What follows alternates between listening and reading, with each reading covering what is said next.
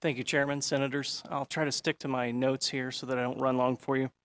I'm from Burlington, Indiana. I work in Tippecanoe County in the insurance industry, and I've never sought public office, and I've never come before this body to testify. However, I stand before you today because the threat that we face as a republic is both urgent and existential. My great-great-grandfather fought in the Civil War, and his grandfather fought in the Revolution. These men knew what it was to have great personal peril. If either of those men stood before us today, they would be ashamed at the state of our union.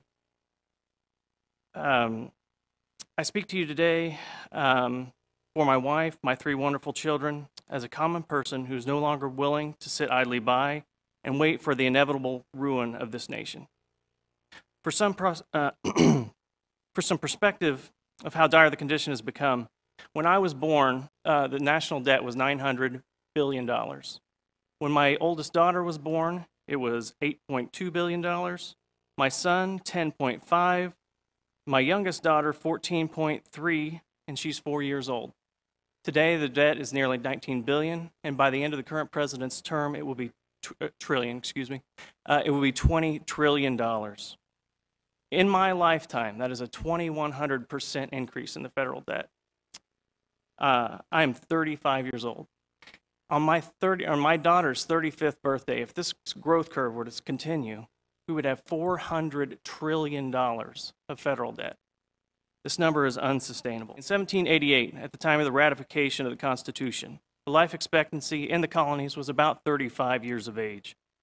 In the spring of this year, I'll be 35 years old, and 11 sitting members of the U.S. Congress will have took their oath of office before I took my first breath. We must not allow politicians to sit in Washington enriching themselves while bankrupting the people. It absolutely sickens me to know that this country is saddling my children with more debt than they will ever be able to repay. This isn't a Republican or a Democrat problem. It's a Washington, D.C. problem. And the founders of this country that my ancestors stood shoulder to shoulder with gave us the tools to fix these problems on behalf of our children. We don't have to take up arms and risk life and limb like they valiantly did, but the problem that we face is no less dire. This is no time for half measures.